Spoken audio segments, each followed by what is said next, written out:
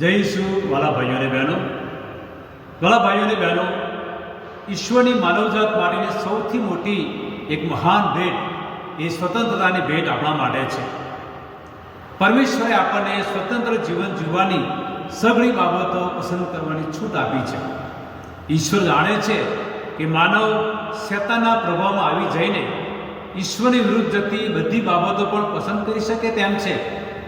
તેમ છતાં પણ ઈશ્વરે આપણી પસંદગી કરવાની આઝાદીની હક પર તરાપમાં દાતા નથી કે એ હક આપણા છીનવી લીધા નથી. એ જ ઈશ્વરની મહાનતા છે. આજના પહેલા શાસ્ત્ર પાઠમાં ઈશ્વર ઇસ્રાયેલી પ્રજા સમક્ષ પસંદગી માટે જીવન અને સુખ તથા દુઃખ અને મરણ રજૂ કર્યા છે. જો આપણે ઈશ્વરની આજ્ઞામાં રહીને જીવીશું તો આશીર્વાદથી ભરપૂર જીવન જીવીશું. ઈશ્વર કહે છે કે જીવન પસંદ કરો અને તમે અને તમારા વંશજો એ ભૂમિમાં કાયમ રહો.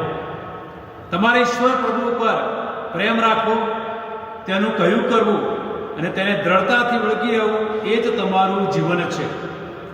શુભ સંદેશમાં ઈસુ આપણને એ માર્ગ બતાવે છે.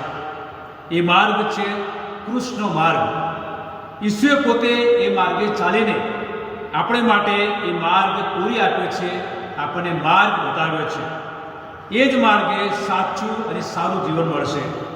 અને એટલે ઈસુ કહે છે કે જે કોઈ મારો અનુયાયી થવા માગતો હોય તો તેણે પોતાની જાતનો ત્યાગ કરવો જોઈશે અને દરરોજ પોતાનો ક્રૂસ ઉપાડીને મારી પાછળ ચાલવું પડશે.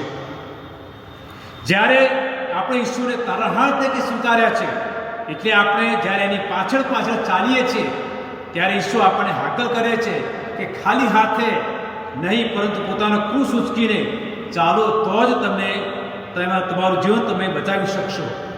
તો વાલા ભાઈઓ અને બહેનો, ચાલો આપણે આતપૃતુમાં સંકલ્પ કરીએ કે ઈસુની પાછળ ચાલતા ગમે તેવા દુઃખ આવી પડે તો પણ હું નાસીપાસ નહીં થાઉં અને એને માટે હું બીજા કોઈ દોષિત નહીં ઠેરવું, બલકે હસ્તા મૂકે એ ક્રૂસ ઉપાડીને ઈસુની હાકલ પ્રમાણે એમની પાછળ પાછળ ચાલીશ, કારણ એ જ માર્ગ મને સાચું જીવન આપશે.